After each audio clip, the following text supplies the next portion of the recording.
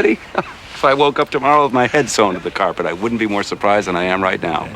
The house burned brighter than anything else on the block. Thousands of Christmas lights wrapped a suburban home into a glowing monument of excess, the kind that stopped traffic back when people actually slowed down to look. This was the late 1980s, when holiday movies weren't background noise, but seasonal events, watched on the same television year after year, commercials memorized, VHS tapes rewound until the plastic case cracked. National Lampoon's Christmas Vacation looked like comfort, familiar faces, physical comedy you could feel in your ribs, a movie people planned December around. But behind the warmth was something colder, actors freezing between takes, real injuries played for laughs, tempers worn thin, careers quietly on the line, the kind of chaos that only existed back when movies were built with hands instead of pixels, and mistakes stayed in the frame. These are 20 scorching facts you didn't know, and nobody noticed. Chevy Chase arrived already under pressure. This wasn't early career confidence. By 1989, he was fighting relevance in a changing comedy landscape. Studios still judged success by theatrical legs, how long a film stayed in rotation, how often people returned. Holiday films had one shot per year. Chase knew this movie had to last, not just open. Crew members later said his intensity felt less like ego and more like urgency. Every take mattered. Every joke had to land, because careers didn't get rebooted online back then. Fact number 3. The ladder fall into the attic wasn't as controlled as it looked. The harness slipped slightly during the drop, sending Chase into a beam harder than planned. He stayed down longer than scripted.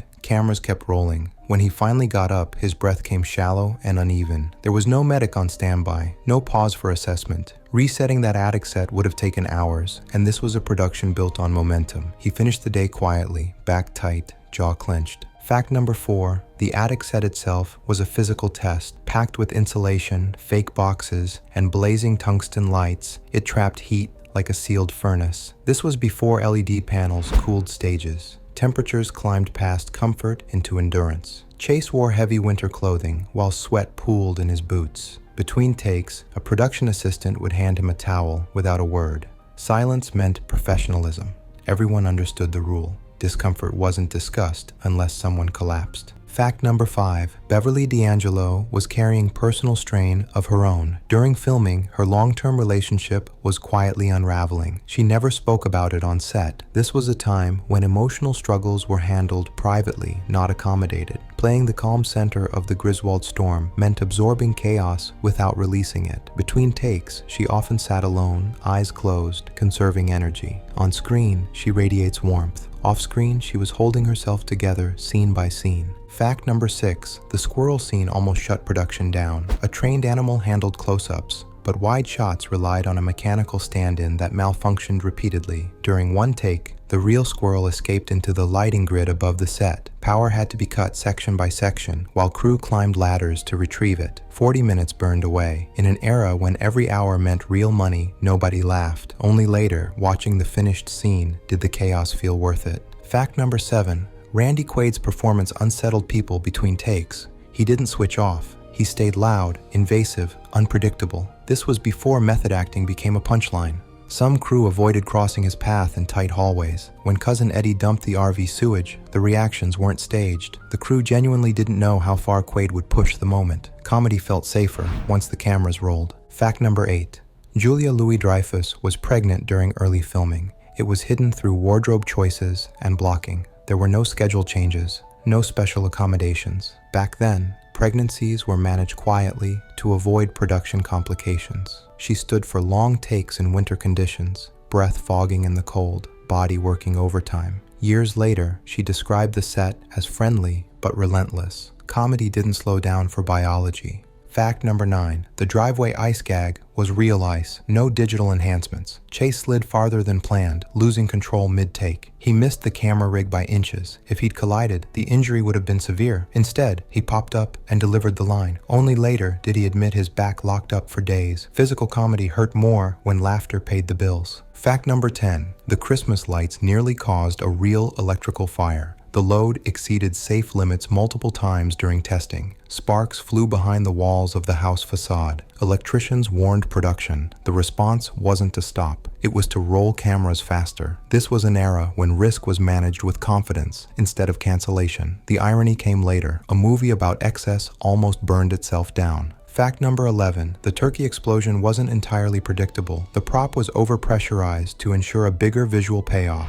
When it burst, fragments flew farther than intended. One piece narrowly missed a crew member's eye. Another dented the ceiling hard enough to require repainting. Everyone laughed on camera. Off camera, the room went quiet. Food fights were funny. Flying debris wasn't. Fact number 12. Chevy Chase and director Jeremiah Chechik clashed constantly, but never loudly. The tension lived in pauses, sarcasm, and retakes. This was how power struggles played out before social media leaks and HR mediation. Crew members felt it immediately. Lunch breaks stretched longer, reset times grew slower. By the final weeks, people counted remaining shoot days the way kids counted down to summer vacation. Fact number 13.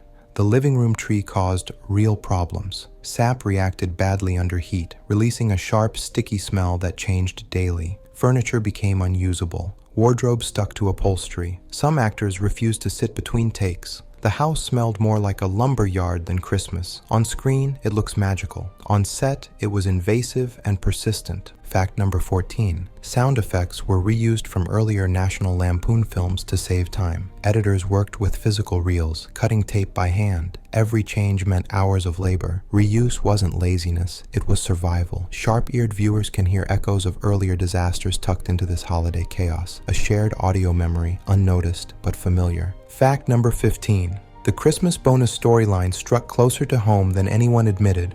Late payments and missing checks were common in the industry then. Residuals arrived by mail. Careers hinged on accounting departments. When Chase ranted, several crew members had lived that exact frustration. The laughter carried an edge. Comedy worked because it told the truth sideways. Fact number 16. By the final weeks, Chevy Chase and Beverly D'Angelo barely spoke off camera. Not out of conflict, but depletion. They saved energy for performance. This was a time when professionalism meant compartmentalizing everything else. Personal comfort came second to finishing the film. Their chemistry survived because finishing the job mattered more than how it felt. Fact number 17. Exterior neighborhood scenes were filmed out of sequence in brutal cold. Breath froze instantly. Actors learned to control exhalation to avoid visible vapor in close-ups. Hold, speak, release. It was a skill learned the hard way. Cold wasn't just weather, it became part of performance. Fact number 18. Randy Quaid suffered a series of minor injuries that went unreported. Twisted joints, bruised ribs, small accidents that didn't warrant headlines but accumulated over time. Comedy bruises weren't considered heroic, they just lingered. He finished most days with ice packs and silence.